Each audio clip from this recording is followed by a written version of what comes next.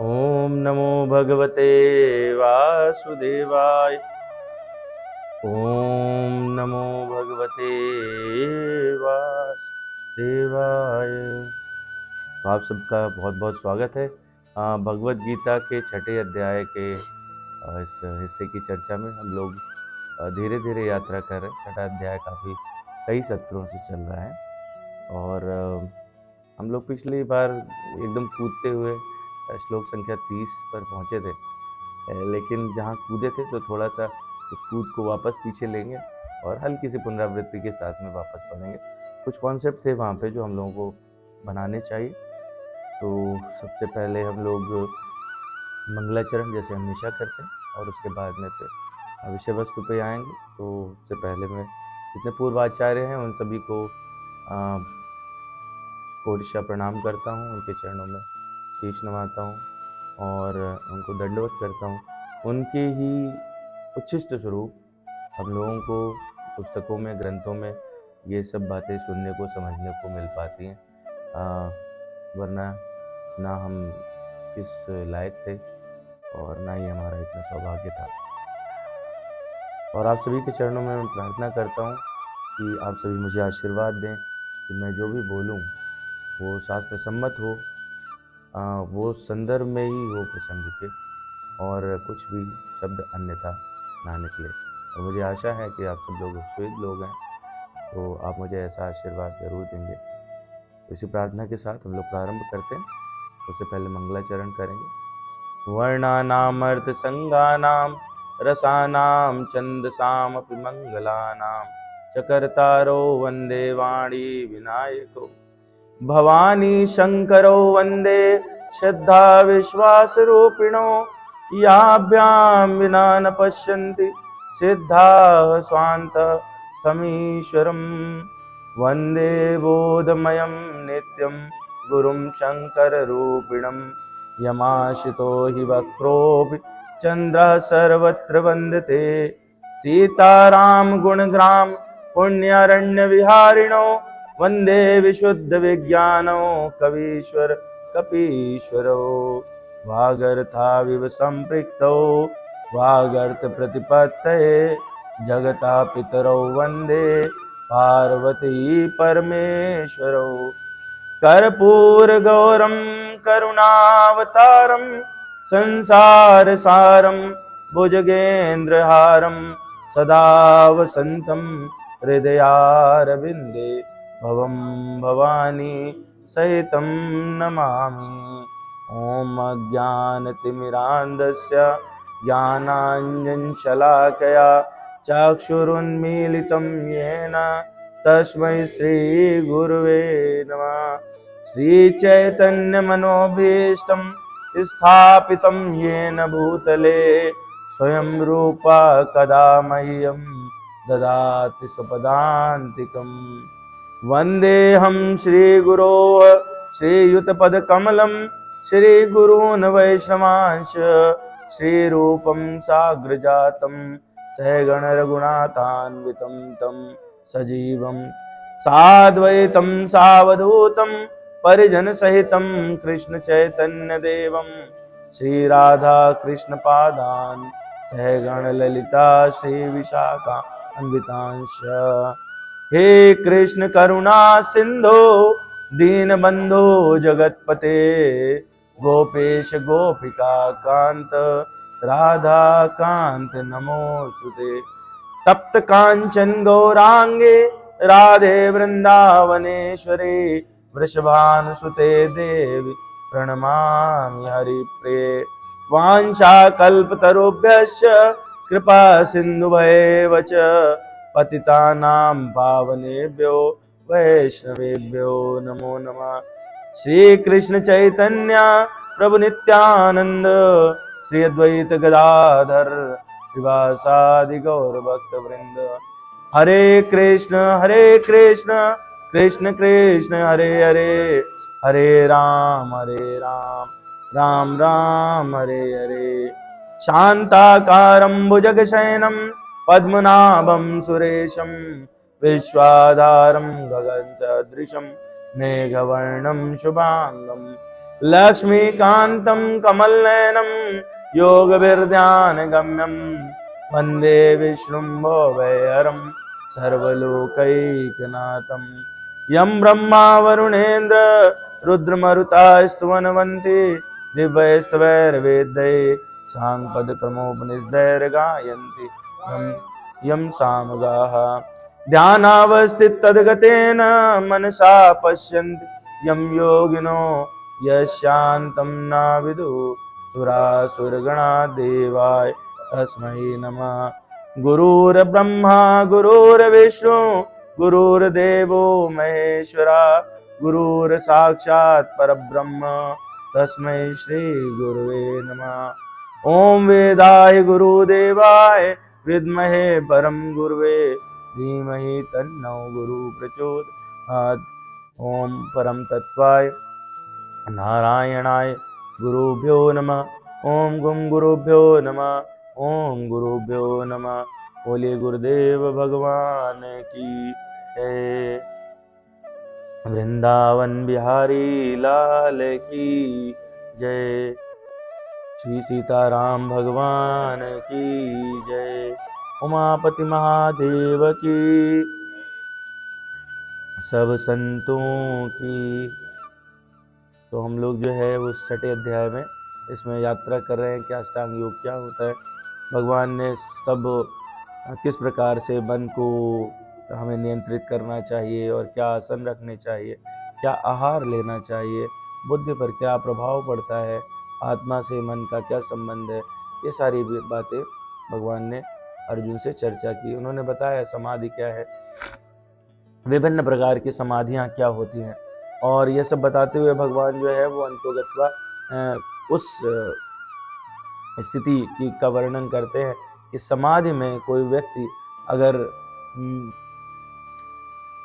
निर्बीज समाधि, जो समाधियाँ 2 प्रकार की थी हम लोगों ने पिछली बार देखा, तो जो उच्चतम अवस्था है समाधि के वहाँ पर पहुँचता है तो मन कैसा हो जाता है, प्रशांत मन हो जाता है, और ऐसे में सारे रजोगुणी चीज़ों को, जो सांसारिक चीज़ें हैं उनको त्याग करके वो शांत होने लगता है। और स्थिति उन्होंने बोली ब्रह्मभूत अकल्मषम। तो यहाँ थोड़ा सा समझने की हम लोग को आवश्यकता है, हम लोग यहीं से थोड़ा जंप कर गए थे। तो जो अष्टांग योग में सबसे ऊपर की अवस्था बताई भगवान ने, वो बताई है ब्रह्मभूत अवस्था। यानी ब्रह्मभूत अवस्था का मतलब है कि मनुष्य को आत्म साक्षात्कार हो गया, वो अपने स्वरूप को जान गया, वो ये समझ गया कि परमात्मा तत्व है। यहाँ पर चर्चा हम लोग उसकी नहीं करेंगे, परंतु ये है कि भगवान के अलग अलग लेवल्स पर लोगों का रियलाइजेशन है। तो जो हम लोग कहते हैं कि ब्रह्म, परमात्मा, भगवान, वस्तुतः तीनों एक हैं, परंतु एक नहीं भी है।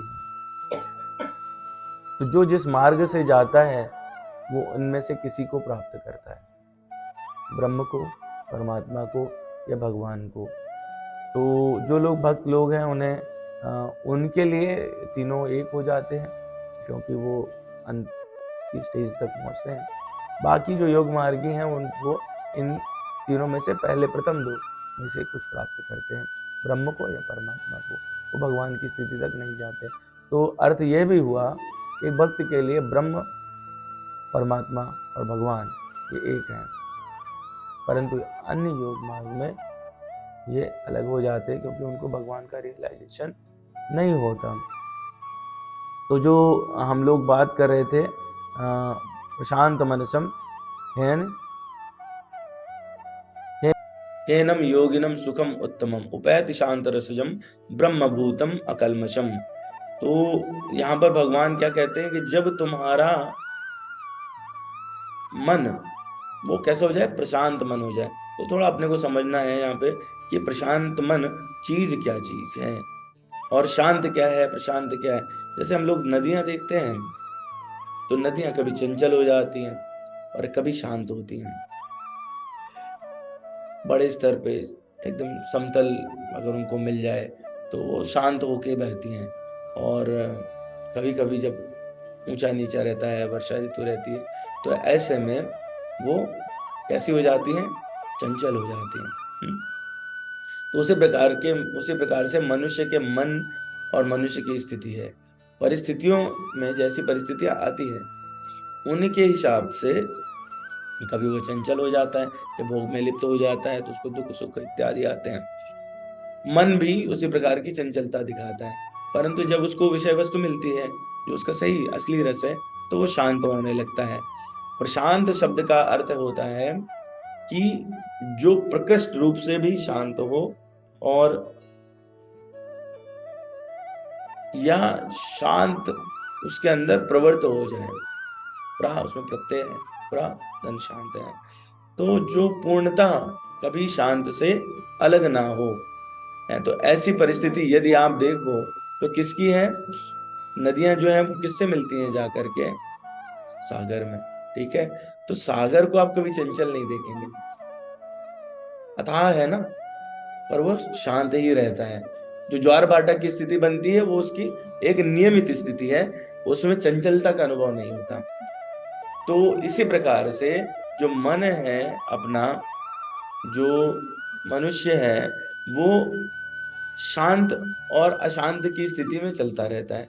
लेकिन जब वो सारे रजोगुणी भोगों को त्याग देता है, जिनसे आपका नित्य आकर्षण है, नित्य आकर्षण जो हमारा होता है वो रजोगुणी चीजों से ही होता है अपना ऐश्वर्य है, अपनी प्रशंसा है, अपना धन है, सुख समृद्धि है, विभिन्न प्रकार के भोजन है, ये सब रजोगुणी है। तो रजोगुणी का जब त्याग होने लगता है तो उसके बाद स्थिति सतोगुणी की आती है, वो शांत वाली स्थिति होती है। और जब शांत वाली स्थिति है और वो उस समय वो मन आत्मस्वरूप का अनुभव करने लगता है, तो पिछले जितने पाप हैं वो सारे मिटने लगते हैं। अकलमश, कलमश का मतलब होता है पाप, तो कैसा हो जाता है, वो अकलमश हो जाता है, पाप रहित तो हो जाता है, यानी पिछले पाप उसके समाप्त तो हो जाते हैं। और जब वो अकलमश हो जाता है तो ऐसे में उसकी स्थिति क्या हो जाती है, ब्रह्मभूत। ठीक है, जो आखिरी अध्याय है उसमें भगवान कहते हैं कि स्थिति है ब्रह्मभूत प्रसन्नात्मा। वहां श्लोक, जो दूसरा श्लोक है वो यही है। तो ब्रह्मभूत की स्थिति हो जाती है, यानी वो अपने आत्म स्वरूप का अनुभव करता है, उसे परमात्मा तत्व तो पता चलने लगता है, वो अपने आत्म स्वरूप में स्थित रहता है।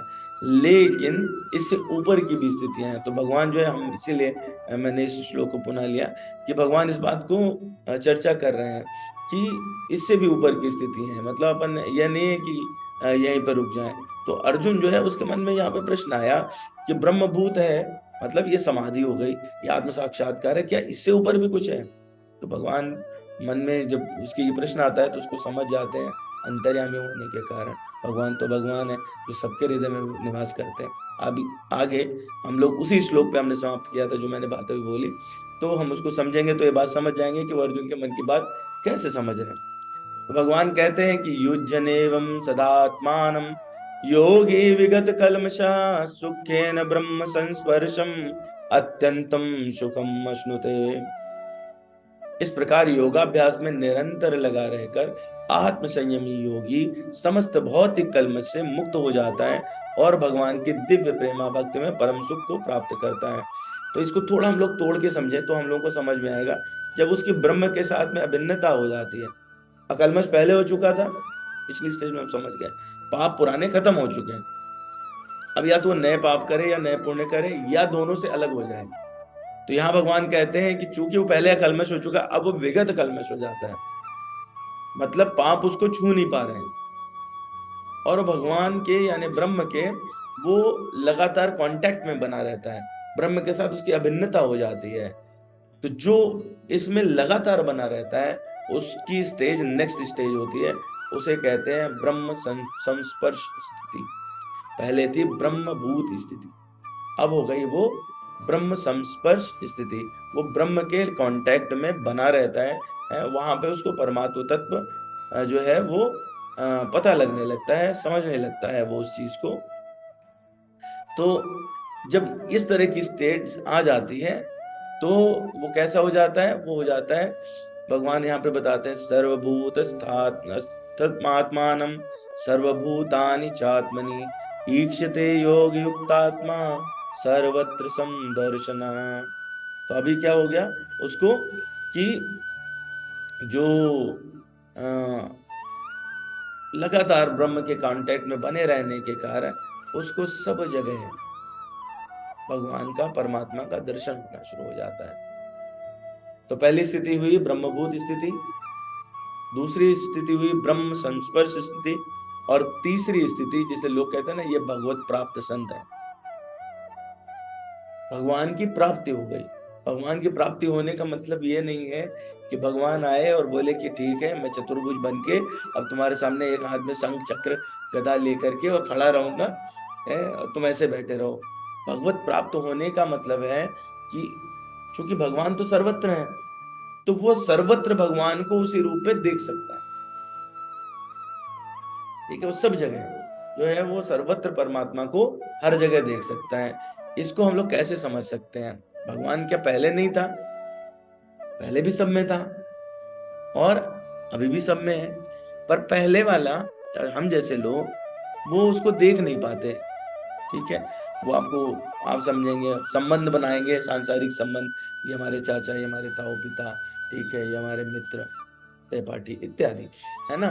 तो वो संबंध से हम देखते हैं, परंतु भगवत तत्व को उसमें देख नहीं पाते। लेकिन जो लगातार योग में आगे बढ़ता रहता है वो भगवत तत्व तक पहुंचने लगता है और उसे हर जगह वो भगवत तत्व दिखाई देता है। अब इसको दूसरा हम उदाहरण लेते हैं। लोगों ने शुरुआत में समझा कि भगवान से उत्पन्न हुए, प्रकृति उनके द्वारा उत्पन्न की गई, प्रकृति के पंचभूत से यह शरीर बना। कहने का अर्थ हुआ कि उसी तत्व से अलग अलग विभाग होते हैं, परा और पराशक्ति, और उनसे ये सब बन जाता है। अब आप एक बहुत बड़ा चीनी का बोरा ले आइए और उस चीनी से आप विभिन्न प्रकार के खिलौने बना सकते हैं। उसको गाढ़ा कर लीजिए, विभिन्न प्रकार के खिलौने बना लीजिए, उसको काट के आप पीसेस में डिवाइड कर लीजिए। तो कोई खिलौना हाथी होगा, कोई घोड़ा होगा, कोई कुछ और जानवर होगा, कोई अन्य वस्तु की, घर मकान इत्यादि हम लोग दीपावली में देखते ही थे। ऐसे बहुत सारी चीजें मिलती थी, परंतु टेस्ट सबका एक ही होता है, सबका टेस्ट एक ही होता है। और जिसने बनाया वो और जो इस चीज को जानता है वो, ये दो लोग वो ये बात जानते हैं कि ये मीठा ही है और ये वही चीनी से बना हुआ है। परंतु जो बच्चे हैं, विभिन्न रंग होने के कारण बोले हम तो हाथी लेंगे और हम घोड़ा लेंगे, हम बेलन लेंगे, हम चकला लेंगे, बहुत सारी। तो हम उन्हीं बच्चों की तरह हैं जो उस चीनी तत्व को नहीं देख पाते। लेकिन जब हम उस पूरी प्रक्रिया से होके गुजरते हैं और उसका ज्ञान हो जाता है तो हम उस चीनी तत्व को सब में देख सकते हैं। तो माँ जो है उस प्रक्रिया को चूंकि जानती है तो बच्चों को समझाती है, जो गुरु तत्व का वो है कार्य, समझाती बेटा सब मीठे लगेंगे, सब एक ही जैसे हैं, कोई भी ले लो इसमें है, हाँ नहीं तो है। तो ये वाली जो बात है ना, ये थोड़ा उसके बियॉन्ड हो जाती है। लेकिन जो योग में लगातार लगा रहता है तो वो कैसा हो जाता है? योग युक्तात्मा सर्वत्र समदर्शना। कैसे? बिकॉज सर्वभूतस्थम आत्मानम, सबके अंदर परमात्मा विराजमान है, सर्वभूतानि चात्मनि। तो जब इस तरह का योग का अभ्यास होते उससे युक्त हो जाए तो उसको सब जगह भगवान ही भगवान दिखाई देते हैं। तो हम लोगों ने देखा कि सबसे पहले वो क्या हुआ, वो जब लगातार योग में बना रहता तो अकल्मष हो गया, अकल्मष के बाद विगत कल्मष हो गया। जब अकल्मष था तो वो ब्रह्मभूत स्थिति में था, जब विगत कल्मष हुआ तो ब्रह्म संस्पर्श स्थिति, ब्रह्म लगातार भगवान के कांटेक्ट में बने रहना। और जब वो सेवा वाली स्थिति में पहुंच जाता है, जिसको हम लोग कहते हैं भक्त लोग भगवत धाम को जाते हैं, तो वो उसको सब जगह भगवत प्राप्ति होने के कारण ईंट पत्थर, नदी, तालाब, कछुआ, नाग, गंधर्व, किन्नर, पत्र, फूल, सब जगह उसको सिर्फ भगवान दिखते हैं कि ये भगवान की कृति और ये भगवान है। तो वो कुछ भी, मतलब कुछ भी देखता है तो उसको अपने से लेके बाहर तक भगवान ही भगवान दिखाई देते हैं। तो इसको हम कैसे, जो अभी अपन ने एक एग्जाम्पल लिया, उदाहरण लिया, उसको भगवान की परा और अपरा शक्ति के रूप में भी समझ सकते हैं। ये हम लोग अभी अगले अध्याय में इन शक्तियों के विषय में समझेंगे, पराशक्ति और अपराशक्ति। तो जो जीव है वो पराशक्ति में है, ये भगवान की अपनी शक्ति है। अपरा वो जो संसार और प्रकृति जड़ शक्ति है, लेकिन उस अपरा शक्ति से बद्ध है। अपरा शक्ति को ही माया कहते हैं। तो माया में फंसे होने के कारण जो जीव है वो पराशक्ति का अंश होते हुए भी वो कलर ले लिया उसने, वो रूप ले लिया उसने, वो कंफ्यूज हो गया। और वो कंफ्यूज होने से ये बात समझ नहीं पाया। तो भगवान जो है वो यहाँ पर यही बात बता रहे हैं कि आप कैसे हो जाओगे, आपको भगवत प्राप्ति हो जाएगी और आप समदर्शी हो जाओगे। और जब एक बार आप समदर्शी हो गए तो आपको सब जगह सिर्फ मैं दिखाई पड़ूंगा। यो माम पश्यति सर्वत्र सर्वं च मयि पश्यति तस्याहं न प्रणश्यामि स च मे न प्रणश्यति। तो जो मुझे सब जगह देखेगा, भगवत प्राप्त व्यक्ति सब जगह देखेगा, सर्वम च मयि पश्यति, और मैं उसको सब जगह देखता हूँ। तो ना वो कभी मेरे लिए अदृश्य होता है और ना मैं उसके लिए अदृश्य होता हूँ। इसका मोटा अर्थ क्या हुआ कि यदि ये पूर्ण संसार भगवान के अंदर ही है और मुझे इस बात का ज्ञान हो जाए, एक जो भक्त व्यक्ति है उसे इस बात का ज्ञान हो जाता है और अनुभव होना शुरू हो। ज्ञान होना और अनुभव होने में पृथक है। जो ज्ञान है वो आपको जहां तक अधिक से अधिक ब्रह्म तक ले जाता है। स्पर्श जो है वो अनुभव की बात है ना। जैसे लोहा सख्त होता है, ये ज्ञान है। लोहे की रॉड सख्त होती है, ये ज्ञान है। दूर से देखेंगे आप समझ जाएंगे, ठीक है सख्त होती है, परंतु सख्त क्या है ये छूने के बाद ही पता चल सकता है। ये अनुभव की बात है। पढ़ लिया हमने, बता दिया गया इस तरह से दिखे तो ये, लेकिन वो जब तक आप उसको छुएंगे नहीं तब तक जानेंगे नहीं। वही ब्रह्म संस्पर्श है। और जब उसका उपयोग करने लगते हैं तो आप भिन्न प्रकार के उपयोग समझ जाते हैं। तो वहां पर वो स्थिति क्या होती है, समदर्शी स्थिति होती है। पिछले वाले अध्याय में हम लोग इस पर चर्चा कर चुके हैं। भगवान ने वहां पे बताया था कि चाहे गाय हो, चाहे विद्वान ब्राह्मण हो, विद्या विनय संपन्न गव्य ब्राह्मणे हस्तिन है। तो भगवान कहते हैं कि चाहे वो ब्राह्मण हो, चाहे वो विद्वान हो, चाहे वो गाय हो, चाहे वो चांडाल हो, चाहे वो कुत्ता हो, जो सब में भगवान को देखता है, जो समदर्शी होता है, सब में एक ही तत्व का देखता है, वही पंडित कहलाता है। उसी चीज को भगवान ने यहाँ और आगे बढ़ा दिया। तब हम लोगों ने एक स्लोगन लिया था कि सब में है आत्मा और सब में है परमात्मा। ठीक है, तो सब में परमात्मा है इसलिए सबने एक ही तत्व को देखा। लेकिन वहां पर हम लोग को इससे कंफ्यूज नहीं होना चाहिए। वो बात की गई थी समदर्शी होने की, समवर्ती होने की बात नहीं की गई थी। अर्थात व्यवहारिक जगत में आप माँ के साथ में माँ जैसा व्यवहार कर सकते हैं, पुत्री जैसा नहीं कर सकते, पत्नी जैसा नहीं कर सकते। ऐसे पशुओं के साथ भी ऐसा नहीं कर सकते आप कि बोले कि सब नरसी सब में भगवान का तत्व है, लाओ गए कोबरा नाग उठा लाए घर में पाल लिए 3-4, तो ये बिल्कुल नहीं कर सकते। तो संसारिक यानी व्यवहारिक जगत में, जो व्यवहारिक जगत में होता है, हमको यह बात समझते जानते हुए कि इसमें वो परमात्मा तत्व विद्यमान है, समदर्शी होते हुए व्यवहारिक ही रहना है, व्यवहार ही करना है। पिछली अभी एक टॉक हो रही थी तो उसमें ये बात मैंने कही थी। और इसको स्वामी राम सुखदास जी वो ऐसा लिखते हैं कि जो समवर्ती व्यवहार है वो व्यवहार यमराज का व्यवहार है। यमराज सबके साथ एक जैसा बर्ताव करते हैं, उनका काम है मृत्युपाश डाला, ठीक है। तो समवर्ती व्यवहार जो है किसका है, वो यमराज का व्यवहार है। दूसरा जो मुझे समझ में आया, जब भगवान ये सब ये कह रहे हैं तो क्या कहते हैं, विद्या विनय संपन्ने ब्राह्मणे गविहस्तिनि, पिछले चैप्टर का श्लोक है ये। तो वहां पर वो सबकी बात बताते हैं, वो कहते हैं कि स्वपाकेच्छा, मतलब यहाँ तक कि कुत्ते तक तो उन्होंने पूरा एक स्पेक्ट्रम बताया उन्होंने कहा विद्या और विनय से संपन्न कौन हो सकता है? वो व्यक्ति जो विद्वान हो, विद्वता उसी को कहते हैं जब उसमें विद्या और विनय दोनों होते हैं, और जब उसको प्रैक्टिस करता है वो ब्राह्मण हो जाता है। उसके बाद का भी स्पेक्ट्रम, मतलब उन्होंने कहा हाथी, कुत्ता, चांडाल जो कुत्ते को भी खाता है, ऐसे लोगों में सब में जो एक जैसा देखता है, लेकिन बर्ताव एक जैसा नहीं करना है, क्योंकि वो सारे के सारे भिन्न बर्ताव करने वाले हैं। तो यहाँ पर एक और बात भी भगवान जो स्पष्ट कर देते हैं, वो कहते हैं पंडित्व का जो बोध है वो सिर्फ मनुष्य योनि में ही संभव है, दूसरी योनियों में नहीं है। एक कुत्ता, कभी ऐसा आपने नहीं देखा होगा कि बोले आप खाना खाना है, चलो नहाए आए, पहले घंटी बजा ले, चंदन वंदन लगा ले, और उसके बाद में फिर बैठ के भगवान को भोग लगा के खाएंगे। ना कभी आपने हाथी को देखा होगा, ना किसी दूसरे पशु को देखा होगा। और ये भी नहीं है, उनके पास में बर्ताव भी सेम है।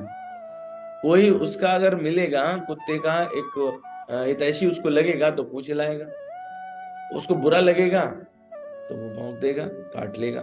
ठीक है, यही चाहे किसी नाग की बात कर लीजिए, किसी दूसरे पशु की। तो समवर्ती व्यवहार जो है वो पशु करते हैं या फिर यमराज करते हैं। समदर्शी व्यवहार वो जो पंडित है, विद्वान है, वही करता है। बाकी इसका मतलब क्या हुआ? मनुष्य में वो दो तरह के लोग हुए, एक समदर्शी लोग हैं और एक जो समदर्शी नहीं है। तो जो समदर्शी नहीं है वो कैसे हुए? वो समवर्ती हुए, यानी पशु हैं।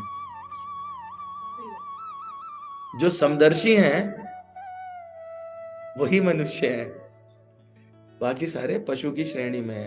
वो अपने आप को कितने इंटेलिजेंट समझ लें, कोई कहीं का डायरेक्टर हो सकता है, कोई किसी बड़ी पोस्ट पे हो सकता है, कोई बिजनेस टाइकून हो सकता है। व्यवहार जगत में वो उनकी कुछ भी स्थिति हो, जैसे हाथी बहुत ऊंचा होता है, तो हाथी बहुत ऊंचा हो जाने से वो मनुष्य नहीं बन जाता, पशु ही रहता है। उसको सजा लीजिए, राजा का हाथी हो सकता है वो, सोने की चादर चढ़ा सकते हैं आप उसके ऊपर, बढ़िया गद्दी डाल सकते हैं, पैर में घुंघरू बांध सकते हैं, सब कुछ कर सकते हैं, परंतु रहेगा वो हाथी। ठीक है, तो ठीक इसी तरह से जो व्यक्ति समदर्शी नहीं हुआ वो मनुष्य नहीं है।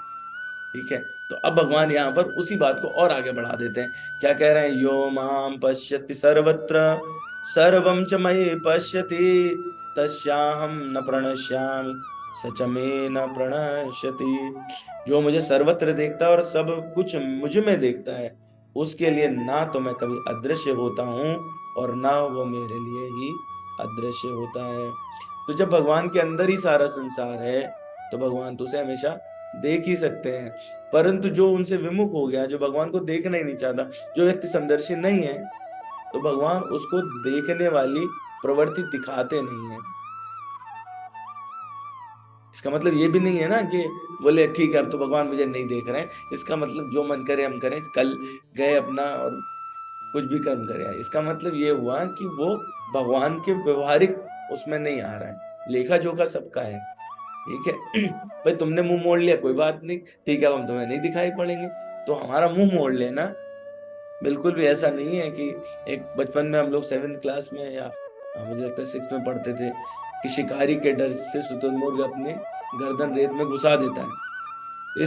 इसका मतलब ये नहीं है कि शिकारी उसको छोड़ देगा, जिंदा छोड़ देगा। ठीक है, तो वो गर्दन अगर घुमा लेगा तब भी वो उसकी नजर में है। हाँ, बर्ताव वो अच्छा हो सकता था अगर हम आमने सामने कांटेक्ट में होते, और अच्छा होता ही है भगवान से, यदि आप जिस प्रकार का व्यवहार करते हैं वो उनको आपको उसी प्रकार से वो वापस कर देते हैं। ठीक है, अब वो फर्क है, शायद पिछली बार भी चर्चा हुई थी हमारी, कि भगवान के तरफ आप एक कदम बढ़ाते हैं तो भगवान उससे तेजी से अपना कदम आपकी तरफ बढ़ाते हैं। अब कदम का जो नाप है उसमें फर्क हो सकता है, आपका एक कदम 1 मीटर का होगा और भगवान का एक कदम जो है कई लोग को नापने वाला हो सकता है। ठीक है, ये कथा हम सब लोग जानते हैं, महाराजा बलि की कथा है, जिसमें वो तीसरा पैर उनके सिर पर रख देते, 2 कदम में वो त्रिलोक नाप सकते हैं। तो उनके कदम से हम अपनी कदम की तुलना नहीं कर सकते, पर वो कहते हैं तू प्रयास तो कर, तू कोशिश तो कर, तू स्टार्ट तो कर, फिर देखते हैं। तो इस तरह से भगवान जो है वो समझाते हैं। तो हम लोगों ने ये पिछली बार श्लोक देखा था कि यदि मैं आदि भगवान गोविंद की पूजा करता हूँ, जिनका दर्शन भक्तगण प्रेम रूपी अंजन लगे नेत्रों से करते हैं, तो वह भक्त के हृदय में स्थित श्याम सुंदर के रूप में देखे जाते हैं। तो यानी भगवान जो है वो भगवान कृष्ण या भगवान राम के रूप में हमको दिखाई देते हैं। तो आगे भगवान क्या कहते हैं, वो ये कह रहे हैं कि जब ये हो गया तो उनकी मैं उस तरह से देखता हूँ, कैसे करहूं सदा तिन की रखवारी, जिम बालक राखे महतारी। जैसे बच्चे को माँ रखती है ना, मैं बिल्कुल वैसे उनकी रक्षा करता हूँ।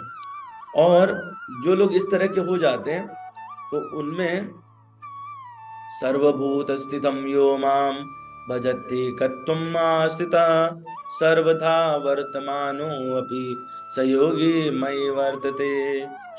जो योगी मुझे तथा परमात्मा को अभिन्न जानते हुए परमात्मा की भक्ति पूर्वक सेवा करता है, वो हर प्रकार से मुझ में सदैव स्थित रहता है।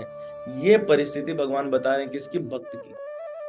ये हाईएस्ट लेवल है कि वो ब्रह्म से जो आगे बढ़ के वो परमात्मा है, परमात्मा और भगवान मतलब नेक्स्ट स्टेप है। तो भगवान ये कह रहे हैं कि मुझे यानी भगवान को और परमात्मा को वो एक ही समझता है और भक्ति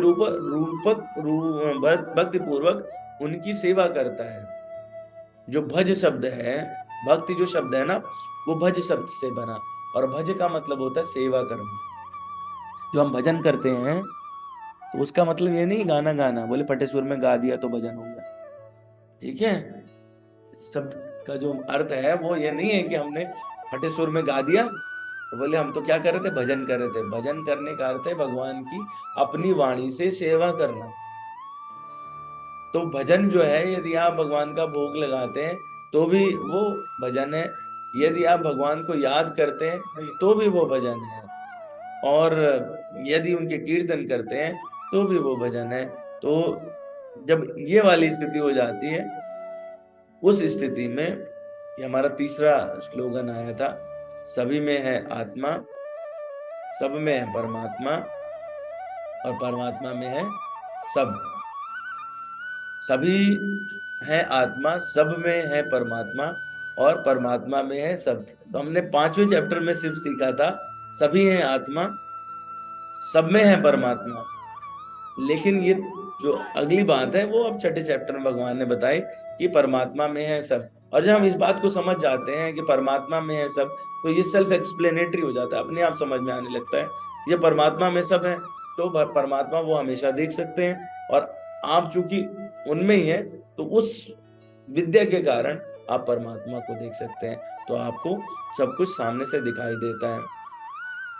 तो इस तरह से भगवान जो है वो आगे अब इस पर जो है अर्जुन के प्रैक्टिकल क्वेश्चन आने वाले हैं। भगवान यहाँ पर ले जाकर के एंड पॉइंट पर पहुंचा के बोलते हैं अब हमारी बात समझ गए ना, हम तुमको ये बता रहे थे योगी जो है किस प्रकार का होना चाहिए, अष्टांग योग के लिए क्या क्या विधाएं हैं और आप कहाँ तक पहुंच सकते हो, ये हमने आपको समझा दिया। आपको इससे क्या मिलेगा वो मैं बता देता हूँ, फिर अर्जुन के कुछ सवाल उठते हैं। तो अभी भगवान क्या कह रहे हैं, आत्मोपम्येन सर्वत्र समम पश्यति यो अर्जुन, सुखम वा यदि वा दुखम स योगी परमो मता। तो किसका ये परम मत है, हे अर्जुन वह पूर्ण योगी है जो अपनी तुलना से समस्त प्राणियों की उनके सुखों तथा दुखों में वास्तविक समानता का दर्शन करता है। तो एक जो सर्वोत्कृष्ट स्थान पर बैठा हुआ योगी या भक्त है, वो अपने सुख दुख से परे समस्त प्राणियों के सुखों को और दुखों को समझता है, इसीलिए वो सबके दुख निवारण के लिए प्रयास करता है। पूर्ण योगी ये जानता है कि जो भौतिक प्रकृति के गुण हैं, यानी ये जो त्रिगुणात्मक संसार है, तमोगुण रजोगुण सतोगुण, इन्हीं के कारण दुख प्रकट हो रहे हैं। जब हम रजोगुण में रहते हैं तो हम उस समय और लोभ बढ़ाते चले जाते हैं, और हम साथ साथ कहीं ना कहीं सतोगुण और तमोगुण का थोड़ा थोड़ा हिस्सा इकट्ठा करते चलते हैं, और वो हमको उस प्रकार के प्रभाव देते हैं। ठीक है, जितना हमारा सतोगुण रजोगुण वाला रहता है वो हमको सुख दे जाता है, अन्यथा वो हमको दुख देता है। तो जब हम इसमें रहते हैं, बद्ध रहते हैं, तो हम असली स्थिति को भूल जाते हैं, भगवान से अपना संबंध भूल जाते हैं, और यही दुख का कारण रहता है। तो जो परम योगी होता है, वो जो सबसे बड़ा डॉक्टर कौन है? जो सारे जितने भी रेफरल सेंटर हैं वहां से सब रेफर होकर के अल्टीमेटली पहुंचे और हो गया, हाँ हाँ इसका भी हमारे पास इलाज है। जो सबसे बड़ी बीमारी आप लेके आए, उसका भी हमारे पास इलाज है। तो वो इलाज देने की कोशिश करता है, वो उनके दुख को दूर करने के लिए प्रत्येक व्यक्ति को भगवान से जोड़ने का प्रयास करता है। यही परम योगी का कार्य है, ताकि सभी प्राणियों के दुख दूर हो सके। मतलब उसका मतलब ये नहीं है कि कोई बीमार है तो उसको जाके वो लेक्चर सुनाना शुरू कर दे। बोले पैर कट गया, चोट लगी है, एक्सीडेंट में कुचल गए, बोले सुनो सुनो तुम रुको 2 मिनट, तुम्हें मैं भगवत गीता सुनाता हूँ। तो वो टूटे जाएंगे रास्ते में। वहां वहां पर जो सेवा का तात्पर्य है वो है कि हम उसके दुख को समझते हुए उसे अस्पताल तक पहुंचाएं, दोबारा इस दुख में ना फंसे, उसकी व्यवस्था करें। जो हमारे मेडिकल साइंसेज में भी हम लोग को सिखाया जाता है कि एक क्या है कि उस समय ट्रीटमेंट करिए, भविष्य में ये परिस्थिति उत्पन्न ना हो उसके लिए कार्य करें, और दूसरों को भी ये बात ना हो उसके लिए भी कार्य करें। तो ये सारे कार्य जो है वो योगी या भक्त के रहते हैं। तो उसका एक गोस्वामी जी लिखते हैं, स्वांता सुखाय तुलसी रघुनाथ गाथा। तो भगवान की जो वर्णन है वो अपनी सुख के लिए तो करते ही हैं, उस स्वांता सुखाय से दूसरों का भी सुख होना चाहिए, ये परम योगी का लक्ष्य है। तो अब अर्जुन जो है वो यहाँ पर उन्होंने सब सुन लिया, तो उन्होंने विचार किया, बोले कि ये सब इन्होंने बड़ा बता दिया पूरा, इतना सारी चीज है और बड़ा कठिन है ये तो। वो आसन से लेकर के उन्होंने शुरू किया कि कैसे आपको क्या करना चाहिए उसमें। सुचौदे से प्रतिष्ठाप्य से शुरू किया था कि एक आप जाओ पहले तीर्थ स्थान ढूंढो, निर्जन वन में जाओ जहाँ पे सब शुद्ध वातावरण हो, वो आपको कोई तंग करने वाला ना हो, आसन न ऊंचा हो न नीचा हो, उस पर कुछ बिछाओ, मृगशाला बिछाओ, उसके ऊपर वस्त्र डालो। मतलब इतनी सारी पद्धति करने के बाद फिर नाक के ऊपर ध्यान लगाओ, फिर मन को कंट्रोल करो। अर्जुन थोड़ा बौखला गए, बोले कि ये तो मेरे लिए व्यवहारिक नहीं लग रहा है। तो अर्जुन क्या कहते हैं, अर्जुन वाच योऽयं योगस्त्वया प्रोक्ता साम्येन मधुसूदन एतस्याहं न पश्यामि चंचलत्व स्थितिं स्थिराम। अर्जुन क्या कहते हैं, हे मधुसूदन, जिस योग पद्धति का आपने संक्षेप में वर्णन किया है वो मेरे लिए अव्यवहारिक तथा असहनीय है, क्योंकि मन चंचल तथा अस्थिर है। तो भगवान ने अभी 26वें 25वें श्लोक में बात की थी कि शनय शनय उपरमेत बुद्धिया ग्रहीता, मतलब धीरे धीरे धीरे धीरे आप इस जीवन में अगले जीवन में हो सकता है, उसके अगले जीवन में। और जिस जीवन की बात हो रही है उस समय तो लोग हजारों साल जिया करते थे, बोले 1000 साल तो साहब ऐसे निकल गए। और अर्जुन के लिए अगर सोचिए कि ये बात, अर्जुन जिनके पास में सारी सुविधाएं उपलब्ध हैं, जिनको उतना ज्ञान भी है, जो पहले से भगवान के कांटेक्ट में भी है, वो ये कह रहे हैं कि मेरे लिए अव्यवहारिक है और असहनीय है, तो हमारे लिए तो बहुत ही व्यवहारिक होगा फिर तो। ठीक है, इसीलिए जितने भी मार्ग हैं सब में भक्ति मार्ग सर्वश्रेष्ठ बनाया जाता है, क्योंकि यही वो है जो आपके लिए सुलभ है और आप आसानी से इसको कर सकते हैं। तो जब अर्जुन ने इस तरह का प्रश्न किया तो यहाँ पर अर्जुन के दो भाव थे। एक भाव तो ये है कि जो आप बता रहे हो ना, पर्वत जंगल जाना और ये सब, ये हमारे बाद तो कलयुग आने वाला है ना, तो उसमें तो 1000 साल की आयु भी नहीं रहेगी और सब लोग जो है कंकड़ और पत्थर के बिल्डिंगें बना लेंगे, जंगल भी नहीं रहेंगे, तो सब जाएंगे कहाँ? तो आप कुछ उपाय बताओ जिससे उस समय उनका कल्याण हो सके।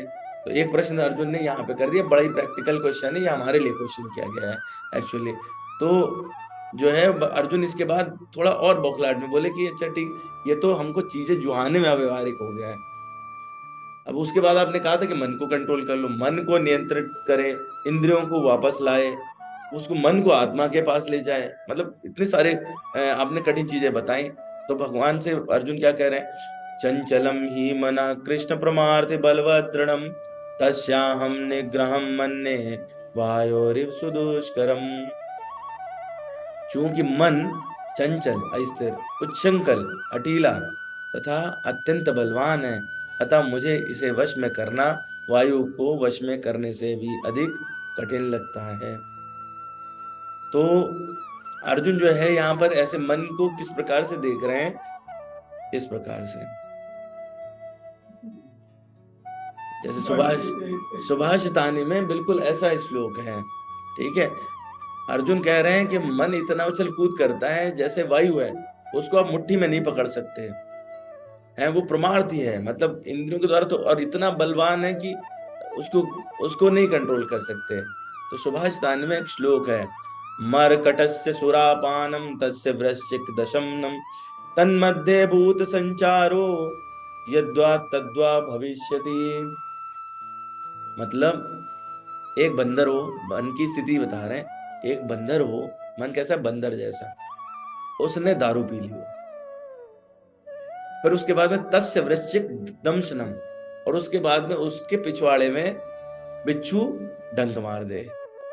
बंदर है, बंदर ने दारू पी ली और उसके पीछे बिच्छू ने डंक मार दिया, और ऐसे बंदर के ऊपर भूत का साया हो जाए, तन मध्य भूत संचारो, ऐसा है मन।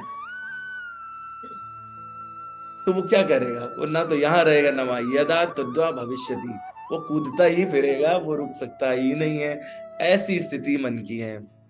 अर्जुन कह रहे हैं जब ऐसी स्थिति है, और यहाँ पर भगवान के लिए उन्होंने इसके पहले वाले श्लोक में अगर आप देखें तो भगवान ने क्या कहा, भगवान के लिए कहा मधुसूदन। मधुसूदन यानी उन्होंने मधु नाम के दुर्दम्य राक्षस का वध किया था। तो ऐसे को कंट्रोल में लाने का जो काम है वो भगवान से ही उम्मीद की जा सकती है। तो उन्होंने इस प्रबोधन के लिए ये शब्द इस्तेमाल किया, मधुसूदन। तो अब यहाँ भगवान को वो बता रहे हैं कि मेरा मन तो ऐसा है, अब अर्जुन का मन अगर ऐसा है तो हमारा मन कैसा है, ये हमको स्वयं सोच लेना चाहिए। इस विषय में हम लोग ज्यादा ना ही चर्चा करें तो अच्छा है।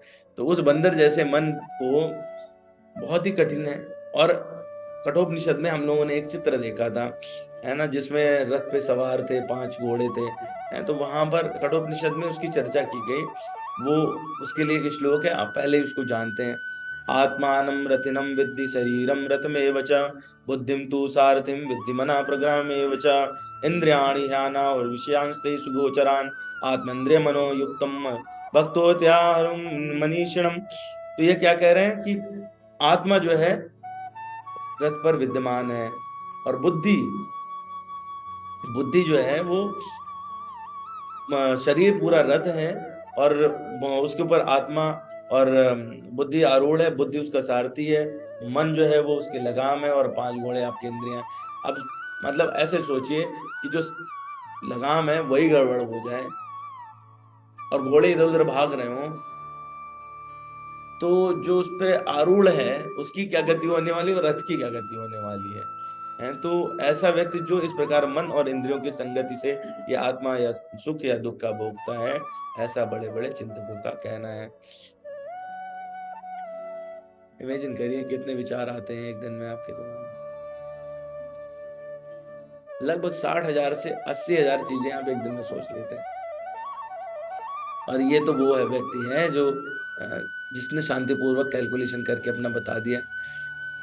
तो लोग इसके बियॉन्ड हैं, मतलब लाखों विचार आते हैं एक दिन में, और ऐसे मन जिसमें जो लाख उछाले मार रहा हो, उसे कोई कहे कि तुम चले जाओ तीर्थ स्थान पे और कंट्रोल करके बैठ जाओ और नीचे मृगशाला बिछा लेना और आसन बिछा लेना और दिन भर लगे रहना और नाक के ऊपर अपनी वो प्राणापान को ये सब करते रहना, वो कैसे करेगा, नहीं कर सकते, प्रैक्टिकल है, संभव नहीं है।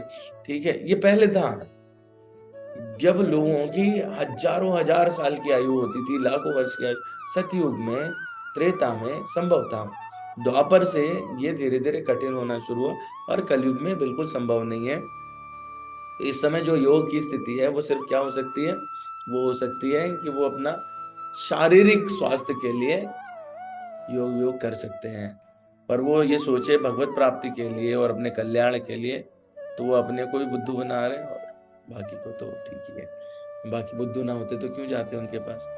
ठीक है, तो भगवान फिर इसका जवाब दे रहे हैं। और अब के जो यहाँ से लेकर के 35 श्लोक संख्या 35 से लेके और आखिर तक बहुत ही सुंदर एक एक गढ़े हुए मोतियों की तरह श्लोक है। अगर इनको हम लोग थोड़ा थोड़ा समझेंगे तो, वैसे मैंने पहले सोचा था पिछली बार कि मैं सब 12-13 श्लोक जो है वो स्पीड से दौड़ा दूंगा, पर आज जब मैं इनको देख रहा था तो मुझे लगा कि ये तो अपने साथ ही बेईमानी हो जाएगी। बिना समझे अगर उनको पार कर गए तो फिर कोई फायदा नहीं हुआ ना। पिछला जो हमने जो कठिन वाला पोर्शन है वो तो धैर्य से सुन लिया है, और जो काम का पोर्शन है उसे हम कूद जाएं। पिछली बार भी हम 3 श्लोक कूद गए, तो इसलिए इस बार हमने वो 3 श्लोक ले लिया। तो भगवान क्या कहते हैं, श्री भगवान वाच असंशयम महाबाहो मनो दुर्निग्रहम चलम अभ्यासेन तु कौन्तेय वैराग्येण च गृह्यते। यहाँ पे भगवान 2 सलाह देते हैं, तो अभ्यास कर और तू वैराग्य कर। पहले तो अर्जुन से मतलब देखिए ना, गुरु का क्या सही सही में क्या लक्षण है। भगवान सचमुच में भगवान है, ऐसे नहीं भगवान है। अर्जुन ने कहा मेरे बस की नहीं है, क्या तुम ठीक कह रहे हो, असंशयम, इसमें कोई संशय नहीं, तुम जो कह रहे हो सही हो एकदम। अब मान लीजिए कि उसकी बात को उन्हें वैसे ही रखना होता तो उसे क्यों उपदेश दे रहे होते, लेकिन पहले उन्होंने कहा भाई तुम समझ जाओ, तुम जो असंशय महाबाहो, लेकिन तुम तो काफी बलशाली हो, तुम तो हर चीजों को कंट्रोल कर सकते हो, तुम तो युद्ध लड़ सकते हो।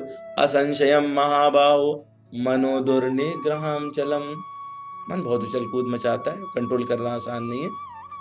अभ्यासेन तु कौन्तेय वैराग्येण च गृह्यते, लेकिन कुंती पुत्र तुम किसके बेटे हो, माता कुंती के, वो जो मुझसे आशीर्वाद में विपत्ति मांगती है, जिसने पूरा जीवन विपत्ति झेला है, जो तुम्हारे साथ हमेशा खटती रही है, जो हमेशा से भक्ति में दृढ़ रही है, वो हिलने को तैयार है, तुम उसके बेटे हो। हे कुंती पुत्र, कैसे, अभ्यासेन वैराग्येण, अभ्यासेन और वैराग्येण च गृह्यते, इनसे आप कंट्रोल कर लोगे। तो मैं तुम्हें सिर्फ 2 युक्ति बताता हूं जिनसे तुम इनको कर सकते हो। तो यहाँ पर भगवान जो है वो थोड़ा सा मतलब उसको ले जा रहे हैं कि भाई आप जो है कैसे कंट्रोल में ला सकते हो। तो भगवान को हम जब भजना शुरू करते हैं, मन स्वतः पीछे चलने लगता है। हम लोगों ने इस बात की चर्चा की थी, मन का एक विषय है, उसको जिसमें सबसे ज्यादा टेस्ट आता है वो घूम के वहीं लग जाता है। वो अवस्था पर निर्भर कर सकता है, वो वातावरण पर निर्भर कर सकता है, और पूर्व अनुभवों पर। मन के लिए अनुभव का बड़ा कार्य है, अनुभव से ही वो उस पर जाके अटैच होता है। तो जब उसको एक अनुभव से बेहतर अनुभव दूसरा मिले तो उसका अटैचमेंट ऑब्वियसली हो जाएगा। लेकिन ये बिल्कुल उस तरह से है जैसे कभी कभी बच्चे को टेस्टी चीज आपको जबरदस्ती खिलानी पड़ती है, जब एक बार खा ले, हमारी बेटी का ये बिल्कुल ऐसा ही है।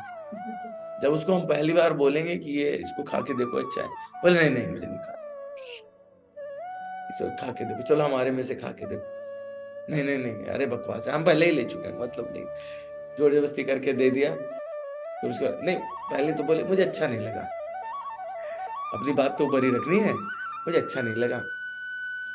फिर उसके बाद में जब अगला दिन है वो वाला देना, ठीक है, और फिर वो धीरे धीरे पता चलता वही फेवरेट है, ये तो मेरा फेवरेट है। तो ये वाली स्थिति ना बिल्कुल ऐसी मन की रहती है। आप उसको उठा करके लगा दीजिए, मन बड़ा सात्विक है। मतलब मैं इतनी ये संडे इतनी बार बोल दूंगा कि आपको दिमाग में बैठ जाएगा, मन सात्विक है, बुद्धि रजोगुणी है। बुद्धि हमेशा भेदभाव करती है, मन तो बेचारा क्या है, उसको 2 डंडे मारो, जहां ले जाओ वहां बिठा दो, बैठ जाएगा फिर चल देगा, फिर बिठा दो फिर बैठ जाएगा फिर चल देगा। बुद्धि उसको सिखाती है तुम जहां बैठे हो सही है, ये जहां से उठे ये गलत है, ठीक है। बुद्धि निर्णय कर देती है, मन उसके साथ चिपक जाता है, काम हो जाता है उसका। जैसी बुद्धि को, इसीलिए शास्त्र क्यों पढ़े जाते हैं, शास्त्र जो है बुद्धि को शुद्ध बनाने के लिए पढ़े जाते हैं। बुद्धि यदि ठीक हो जाए, मन को सही निर्णय देने लगेगी। गुरु अगर सही हो तो मार्ग अपने आप ठीक हो जाएगा, शिष्य तो वहां बढ़ ही लेगा, है ना। तो अर्जुन को वो बता रहे हैं कि भाई आप इसमें करो। तो जो लोग भक्ति में घुसते हैं तो पहला अंग होता है श्रवण, जो हम लोग कर रहे हैं। सुनेंगे वही बात बार बार सुनेंगे, वही बात बार बार सुनेंगे, धीरे धीरे उस विषय में इंटरेस्ट जागृत होना शुरू हो जाता है और शुद्धिकरण भी अपने आप स्वतः प्रारंभ हो जाता है। जब आप 10 बार उसी काम को कर लेते हैं ना, तो उसका प्रैक्टिस हो जाता है। यही तो अभ्यास है, प्रैक्टिस हो जाता है। फिर आप, होता है आज अच्छा नहीं लग रहा, बोले आज क्यों अच्छा नहीं लगा, बोले 4 बज गए, मंदिर ही नहीं गए इसलिए अच्छा नहीं लग रहा। जो ऑफिस जाने वाले लोग हैं वो भी ऐसी बात करते, जो रिटायर हो गए वो कहते हैं क्या करें, मन ही नहीं लगता, ऑफिस जाते थे सही रहता था। तो वो, चूंकि उनको उस चीज का अभ्यास हो चुका है, वो उसमें अगर आप ऐसे ही भगवत भक्ति में जब आप लगते हैं, तो अपने आप ही भगवान से आपकी आसक्ति होने लगती है श्रवण मार्ग से। और जब आपकी आसक्ति एक अच्छी उससे होने लगती है, तो खराब चीज से, मतलब इसमें जड़ और चेतन की बात है, तो संसार जड़ है उससे छूटना शुरू हो जाते हैं। वहीं से विरक्त भाव अपने आप उत्पन्न होता है और ये वैराग्य की स्थिति होती है। तो जो संत लोग हैं वो यहाँ पर इनको वैराग्य और अभ्यास को थोड़ा सा आपको बता देते हैं कि भाई आप कैसे कर सकते हो प्रैक्टिकली, आप करना चाहो। एक तो मोटी बात हमने कर ली है ना, कि हम रोज उस चीज को करते रहें और ये सोच के करें कि भाई इससे हमको ठीक होने वाला है। यही एग्जाम्पल जो है हम बच्चे को भी देते हैं। जब उनको स्कूल भेजते हैं ना, तो शुरू शुरू में कोई बच्चे स्कूल नहीं जाना चाहता, रोते हैं, ठीक है, उन्हें भेज दिया गया, फिर उन्हें बताते हैं वहाँ टीचर अच्छी होंगी, वहाँ झूले बहुत हैं, ऐसा बहुत सारा वर्णन करते हैं। फिर वो 1-2 बार जाते हैं, उन्हें दोस्त मिलते हैं, उन्हें अच्छा टिफिन भी दिया जाता है, बोले जाओगे तो ये वाला टिफिन वहाँ खाने को मिलेगा। उन प्रलोभनों में वो जाना शुरू करते हैं, फिर उन्हें धीरे धीरे वहां जाने की आदत हो जाती है। और एक टाइम ऐसा आता है कि चाहे शैतान से शैतान बच्चा हो, उसने सुबह स्कूल ड्रेस पहननी है और वहां जाना, वहां जाके खुरापाती करनी है, लेकिन जाना जरूर है। तो वो जो प्रैक्टिस है वो बहुत इंपॉर्टेंट है। तो अपना जो लक्ष्य है, अभ्यास के इस तरह से 2 ध्येय हो सकते हैं।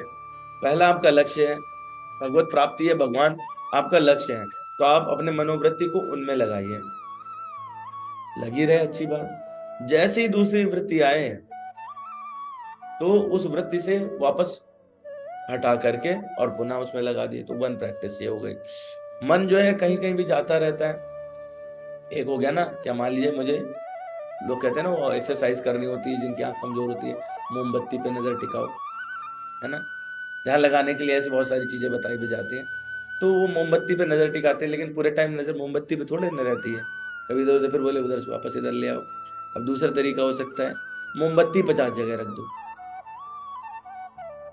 जिधर घूमोगे मोमबत्ती दिखाई देगी, ठीक है। तो दूसरा क्या हो सकता है कि सब जगह जहां आपका मन जाता है, वहां पर उस तत्व को समझने का प्रयास करें, ठीक है। जैसे कि मतलब कुछ बहुत सुरुचिपूर्ण भोजन है और आपका मन चला गया उधर, इच्छा जागृत हो गई, तो उस सुरुचिपूर्ण भोजन में ये भगवान के भोग के लिए इस्तेमाल हो सकता है। यदि हम इस प्रकार की भावना करना शुरू करें, तो वहां पे भगवान से संबंध स्थापित हो जाता है। जिस भी ईश्वर में आपकी आस्था है, उनको वहां ले जाके बिठा दीजिए, ठीक है। कि हम अगर भगवान को यहाँ पर, ये वाला स्थान तो बड़ा बढ़िया है, सबसे पहले भगवान हमारे आने चाहिए, तो धीरे धीरे करके आप देखेंगे कि लक्ष्य पे ही आपका ये होने लगे। तो ये 2 अभ्यास के तरीके जो संतों ने बताए। जब भी साधन ध्यान करने के लिए आप बैठते हो, तो सबसे पहले क्या, 2-4 सांस इधर उधर फेंक दी तेजी से, सांस खींची छोड़ी, खींची छोड़ी। तो ऐसे में क्या होता है कि वो, एक तो आप अलर्ट हो जाते हो। अभी कभी आप करके देखना कि आप तेजी से सांस लो और छोड़ो जल्दी जल्दी, ठीक है। तो जो लोग सो रहे होते हैं वो ऐसा कर सकते हैं और अपने आप अलर्टनेस आ जाती है। उसके बाद मन में ऐसा सोचे, जितनी संसार की गंदगी थी मैंने तो बाहर निकाली जल्दी जल्दी करके, सारी बाहर निकालने के बाद में अब मेरा मन जो है संसार का चिंतन नहीं करेगा, और जो अगर चिंतन आएगा अभी, तो वो भगवत स्वरूप ही होगा। मतलब कुछ भी आए, ऐसा तो कंट्रोल तो नहीं कर सकते ना चिंतन पे, तो आएगा ही कुछ ना कुछ, लेकिन वो भगवत स्वरूप ही होगा। क्यों? क्योंकि वासुदेवा सर्वमिति, यानी भगवान सब जगह है, हर चीज में है। तो जो इसका चिंतन हो रहा है, वो तो इस भावना से जब आप करते हैं, तो भावना जुड़ने के कारण, बड़ा सुंदर एग्जाम्पल लगता है मुझे कभी कभी। अग्नि जो है, अग्नि का कार्य क्या है? जलाना है, बिल्कुल। लोहा स्पर्श से ठंडा होता है, लेकिन जब लोहे और अग्नि का तादात्म्य हो जाए, मतलब लोहे को अग्नि में आप भून डालिए और उसके बाद छू के देखिए, क्या वो ठंडा रह जाता है? नहीं। तो ये तदात्म है, वो भावना का तदात्म होना उसकी प्रकृति को बदलने में सक्षम हो जाता है, आपके अनुभव में वो तदात्म्य आता है। तो ठीक इसी प्रकार से जब आप ये भावना करके करते हैं तो धीरे धीरे वो आपकी प्रवृत्ति अपने आप बदलने लगती है। दूसरा, संत लोग बताते हैं कि आप भगवान नाम का जप करें और उसमें ध्यान रखें कभी उच्चारण खाली ना जाए, मतलब जैसे पॉज नहीं लें, राम राम राम राम राम राम राम राम राम राम राम राम ऐसे करते रहें, ठीक है? और उसको जो है उसको सुने भी और बोले भी। तो श्रवण इतना होना चाहिए, लोगों को डिस्टर्ब नहीं करे। पता चल लाउड स्पीकर लेके चिल्लाने लगे तो कल योगी जी की सेना आ सकती है। और अगर बिल्कुल धीमे तो सो ही जाओगे। तो इतना रहे, इतना कि आपको खुद को सुनाई पड़े, हैं, उससे आप अलर्ट बने रहते हो। तो बीच में जो है वो खाली नहीं जाने दें। दूसरा क्या है कि उसकी निगरानी भी कर सकते हैं कि जैसे हमने कितनी बार नाम ले लिया, तो हमारा ये टारगेट है। हालांकि इसमें थोड़ी सी होती है दिक्कत। कुछ लोग का कहना ये रहता है कि जब आप नाम जप करते हैं तो टारगेट पे ही आपकी निगाह रहती है, बोले 108 हमने कर लिए कि नहीं 100। परंतु परंतु वो अगर आप भावना ये लगा के कर रहे हैं कि मुझे जो है वो भगवत प्राप्ति के लिए, भगवान के प्रेम के लिए, तो वहां पे तादाद में हो जाने के कारण वो आपको फल वही मिलता है। और धीरे धीरे आप देखेंगे कि आप संख्या से ऊपर चले जाते हैं और आपको संख्या की विस्मृति हो जाती है। लेकिन इसके लिए आपको ना प्रैक्टिस करनी पड़ेगी, लंबी प्रैक्टिस करनी पड़ेगी। तो इस तरह से तीसरा जो है वो, चौथा क्या कर सकते हैं आप कि मन और मुख दोनों में डबल नाम चला सकते हैं, राम राम राम राम राम। और अपना जो दृष्टि है वो राम के चित्र पे, राम के विग्रह पे या कृष्ण पे रख सकते हैं। तो वो आपको जो है वो दोनों वृत्तियां चलती हैं, कुछ खाली नहीं जाता। इंद्रियों को जितने में लगा दोगे, अगर इसको मूल रूप से देखें तो वातावरण को शुद्ध बनाने के लिए अगरबत्ती जलाई जाती है, लेकिन उसका एक ये भी रहता है कि वो जो हमने उनके हित में उनके लिए जलाई, उनके हेतु से जलाई है, उसकी सुगंध हमारे तक पहुंचती है। तो एक तरह से वो परमात्म तत्व का स्पर्श करके हमारे शरीर में आती है, तो वो हमारी इंद्रिय को भी अपने साथ जोड़ लेती है। तो इस तरह से आपकी जो घृणेन्द्रिय है यानी सूंघने वाली शक्ति, वो ऑटोमेटिकली उसमें लग जाती है। माला जब करते हैं तो आपकी स्पर्श ये भी लग जाता है, मुंह से बोलते हैं जीवा लग जाती है, कान से सुनते हैं श्रवण लग जाता है, बचता क्या मन। अब बेचारा वो अकेले जाके भी क्या करे, उसको वापस आना पड़ता है थोड़ी देर बाद। सारी चीजें अगर चल रही हैं एक साथ और दृष्टि वो भी विग्रह पे है, तो वो सारे के सारे आपने इंगेज कर दिए हैं। मन कोई भी कार्य ना, वो दो ही चीजें हैं, इंद्रियों को साथ में लेगा, तू चल मैं खाऊं, ठीक है? मन की प्रसन्नता तो यहीं से होती है। तू चल टहल क्या, तू चल ये दृश्य देख, इंद्रिय करेगी नहीं, वापस आ जाएगा। बुद्धि से उसको जो है स्वीकृति मिल जाती है, बोले सही कह रहा है, चलते हैं बढ़िया रहेगा, ठीक है? इंद्रिय चली, मन को आनंद आया, बुद्धि ने स्वीकृति दी। बुद्धि अगर स्वीकृति ना दे और इंद्रिय कार्य ना करे, मन तो बेचारा अपने आप ही लौट के वहीं रह जाएगा, ठीक है? तो ये जो है कुछ उपाय उन्होंने बताए हैं। एक कीर्तन करना है, एक है कि जब आप नाम जप करें तो उसमें भगवान का चिंतन इस तरह से करें कि सब जगह नाम, उनके पूरे शरीर पूरे विग्रह पे अलग अलग नंबर्स बना के, और कि हम गले पे इतने नाम, चेहरे पे इतने, मुकुट में इतने हैं, तो उस तरह से पूरे जितने अंग हैं उनका सबका ध्यान हो जाता है, उस लीला का भी ध्यान होने लगता है और नाम जप आपका कंप्लीट हो जाता है। तो ये मतलब जो अभ्यास है उसके विभिन्न तरीके हो सकते हैं जिनको हम लोग कर सकते हैं। वैराग्य होने के भी कई उपाय हैं, जैसे अब हम लोग को कोई कहे कि भाई तुम्हें वैराग्य हो जाना चाहिए, तो ये क्या बेवकूफी की बात है। वैराग्य ऐसे कैसे हो जाएगा, ठीक है? तो एक तो अपन ने कहा जब इस प्रैक्टिस को करोगे आप, हायर टेस्ट मिलने के कारण लोअर टेस्ट से ऑटोमेटिकली विरक्ति हो जाती है। मतलब ये हमारे जीवन में डे बाय डे का एग्जाम्पल है, छोटे बच्चे से लेके और बड़े तक का सबका बता सकता हूँ। बिल्कुल छोटा बच्चा रहता है, वो खुश हो जाता है प्लास्टिक के छोटे से झुनझुने में भी। उसके बाद में लड़के होते तो उन्हें ठाई ठाई चाहिए होती है, लड़कियां होती है तो उन्हें गुड़िया चाहिए होती है। समय बदलता है, उनको फिर कुछ और उस चीज में टेस्ट आने लगता है और वो उसको छोड़ देते हैं। बच्चे होते तो बैट बॉल लेके दौड़ जाते, फुटबॉल खेलना शुरू कर देते हैं। बच्चे हमारी होती हैं तो उनको खो खो और बाकी खेल पसंद आने लगते हैं, और बड़ी हो जाती है तो कुत्ते घुमाने लगती हैं, ठीक है। और लड़के और बड़े हो जाते हैं तो उनके जैसा व्यवहार करने लगते हैं। तो ये मतलब क्या है, उनका जैसे जैसे बढ़ते जाते हैं पुराने टेस्ट से नया टेस्ट आता है और चेंज होता चला जाता है। तो नित्य प्रति हमारे पास में विरक्ति का एग्जाम्पल है, दृष्टिगत नहीं है, हम देखते नहीं है, समझने नहीं चाहते। ठीक उसी तरह से हमारा शरीर है। 1000 फ्रैक्शन ऑफ सेकंड पहले जो हमारा शरीर था वो अब नहीं है, क्योंकि ये बात हम जानते हैं, एवरी टाइम, एवरी मिली सेकेंड, एवरी माइक्रो सेकेंड हमारा सेल बन रहा है और टूट रहा है। तो जब टूट गया तो पहले वाला नहीं रहा, और बना तो नया बना। और कुछ मिनट कुछ घंटे से हम कंपेयर करें तो 1 घंटे पहले आपके घुटने में दर्द नहीं था, 1 घंटे बाद होने लगा। 1 घंटे पहले आप अच्छे मन से आए थे, 1 घंटे बाद आप इसमें बोर हो गए, ठीक है। आप बदल गए ना उसी 1 घंटे में, तो पुराने वाले से आप विरक्त हो गए हैं। इसका मतलब ये हुआ, यदि ये बात हमारे हृदय में बैठ जाए कि ये सब एवर चेंजिंग है, और जब ये बात हमेशा स्मरण में रहेगी कि एवर चेंजिंग है, तो विरक्ति अपने आप होना शुरू हो जाती है। कुछ लोग कहते हैं कि भैया जो है वो जो कुटुंबी हैं, हमारे संबंधी हैं, उनसे क्या है कि अगर किनसे हमें सबसे ज्यादा अटैचमेंट होता है, कुटुंबियों से, संबंधियों से, वो अनुकूलता की इच्छा रखते हैं।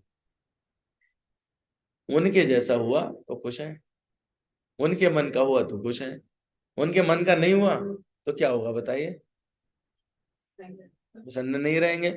तो अगर हम इस बात को भी समझना शुरू करें कि ये तो खाली अनुकूलता की कहानी है, इसमें न्याय और तर्क की कहानी नहीं है। न्याय और तर्क की कहानी जब होने लगेगी, जितनी हमारी सेवा है उतनी कर देते हैं, उसके बाद तुम खुश रहो या नाराज रहो, हमसे लेना देना नहीं। आपको स्वयं विरक्ति आने लगेगी, आप खुद ही समझ जाएंगे कि क्या है इसमें। तो और ये सबसे ऊपर की बात क्या है कि जितने भी दुख हैं वो हमारे इन्हीं सभी प्रवृत्तियों के कारण उत्पन्न होते हैं। ये प्रवृत्तियां समाप्त हो जाए, दुख समाप्त हो जाएंगे।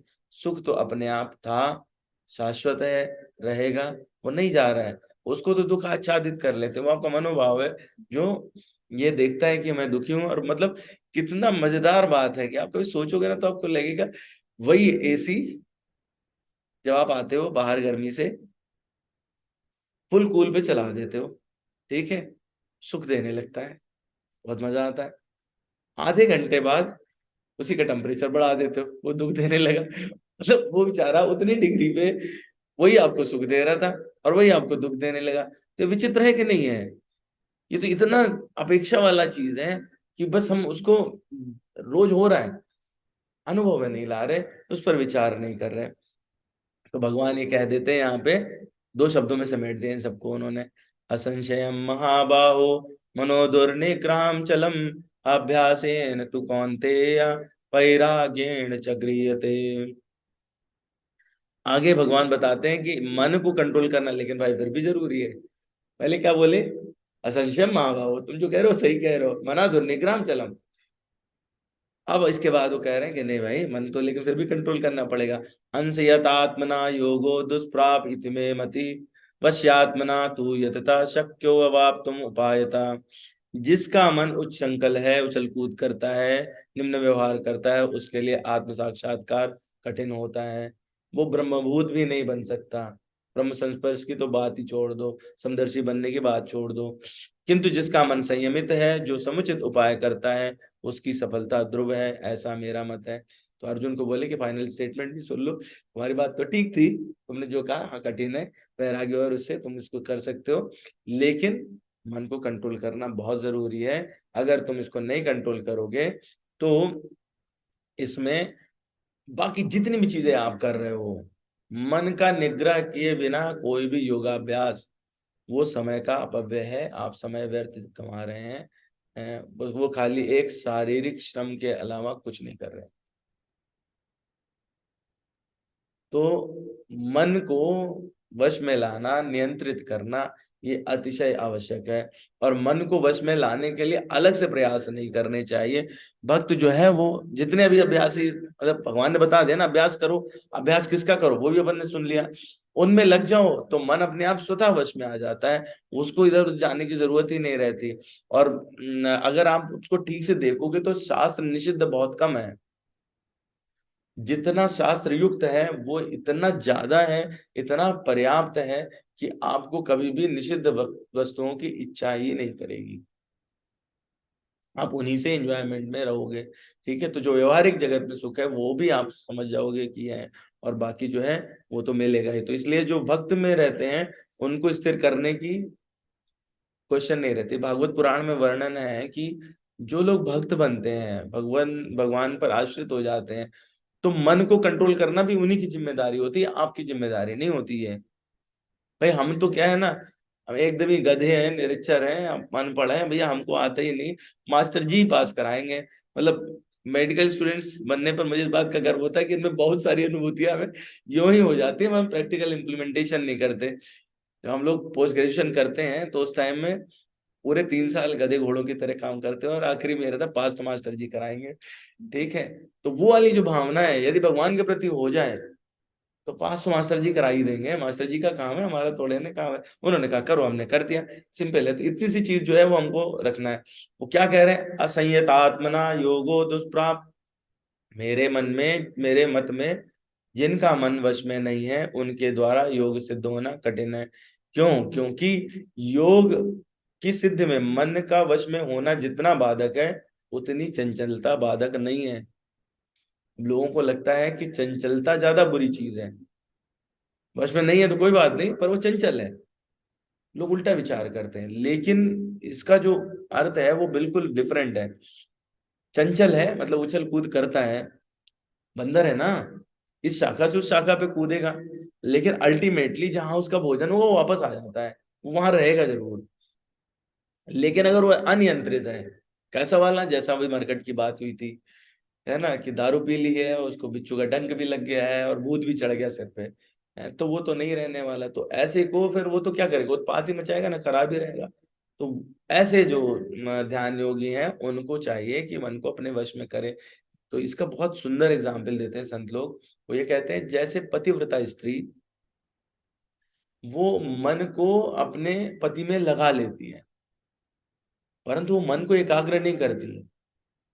तो वहां पे ऐसा नहीं मन उसका चलायमान नहीं है, लेकिन नहीं, पति ही मेरा सब कुछ है, इस भावना को रखते हुए वो अपने को वहां से विलग नहीं होने देती। तो जो चंचलता को कंट्रोल करने का कार्य है वो उतना इम्पोर्टेंट नहीं है जितना है कि मन को वश में ला करके आपको वहीं बिठाना, ये ज्यादा इम्पोर्टेंट है। इसमें लगे रहना चाहिए। और इसमें जो है आज मैं इस पॉइंट को पहले सोच रहा था कि छोड़ दूंगा, लेकिन अ, चूंकि इससे मिलता जुलता है तो हमको ये कंट्रोल साथ में लेना पड़ेगा।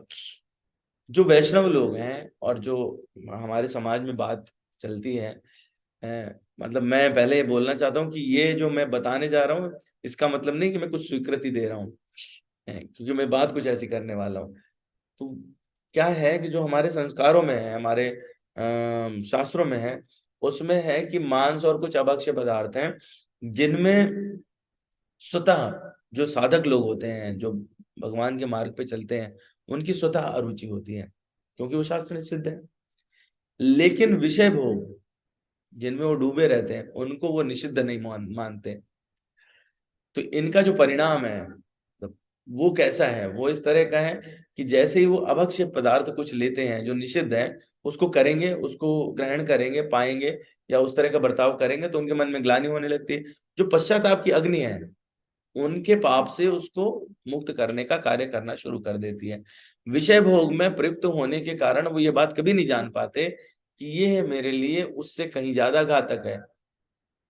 मतलब हम भगवत भजन छोड़ के बाकी चीजों में जो अपने को लिप्त कर लेते हैं, ये कहने का अर्थ हुआ कि निषिद्ध वस्तुएं मांस इत्यादि के भक्षण करने से ज्यादा खतरनाक हैं। तो इनसे क्या होता है, क्यों खतरनाक कह रहे हैं? क्योंकि इनको बार बार प्रैक्टिस करने से आप इनका क्या कर रहे हैं, अभ्यास कर रहे हैं, और वो अभ्यास करने के कारण वो संस्कारगत हो जाएंगे।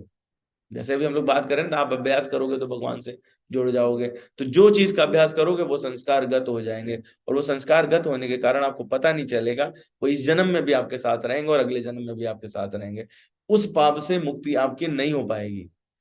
तो जितना ये त्याग करना जरूरी है, ये त्याज्य है, उतना ही या उससे ज्यादा कह सकते हैं कि ये जरूरी हो जाता है कि हम विषय भोग भी त्याग करें। तो इस तरह से हम उन परिणामों से बच सकते हैं। आगे भगवान क्या कहते हैं, वश्या तु आत्मना तू यतता सख्यो अवाप्तुम उपायता।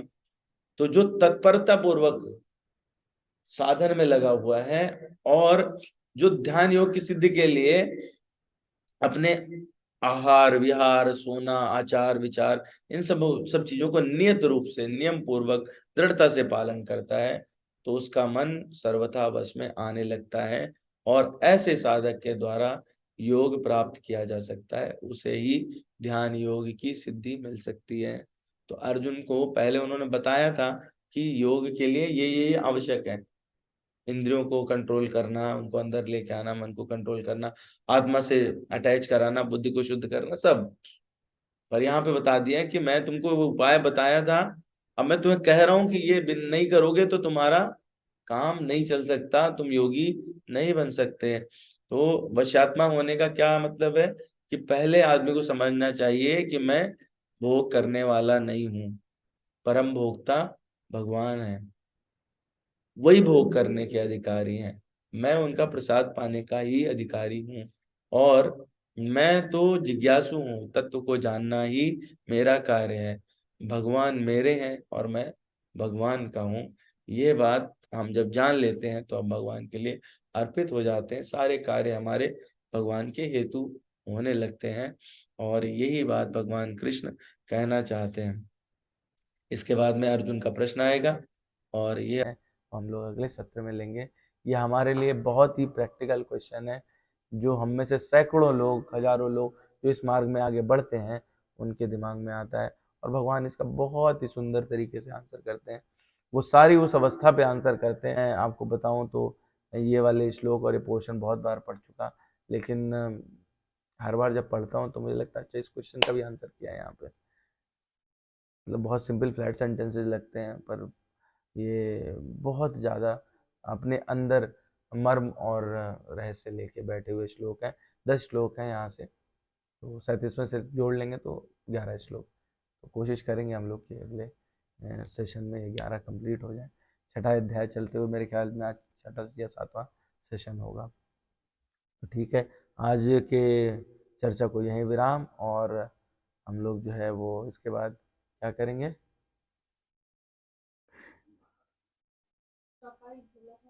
हाँ, चौपाई बोला था, पर मैं उसको शामिल करना भूल गया। हम लोग कर सकते हैं, कोई इतना वो बड़ी बात नहीं है।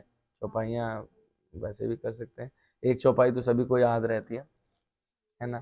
मंगल भवन अमंगल हारी, द्रवहु सुदशरथ अजिर बिहारी, दीन दयाल बिरद सम हरि, हरहु नाथ संकट भारी। तो ये दो मुझे लगता है लगभग सबको याद होंगे, ये अपने जीवन में जरूर ले लेनी चाहिए। मंगल भवन अमंगल हारी एक ऐसी चौपाई है, जब आप देखेंगे रामचरितमानस पढ़ेंगे तो इसका उल्लेख गोस्वामी जी ने वहां किया जहां पर भगवान शंकर भगवान राम के नाम को लेना प्रारंभ कर रहे हैं।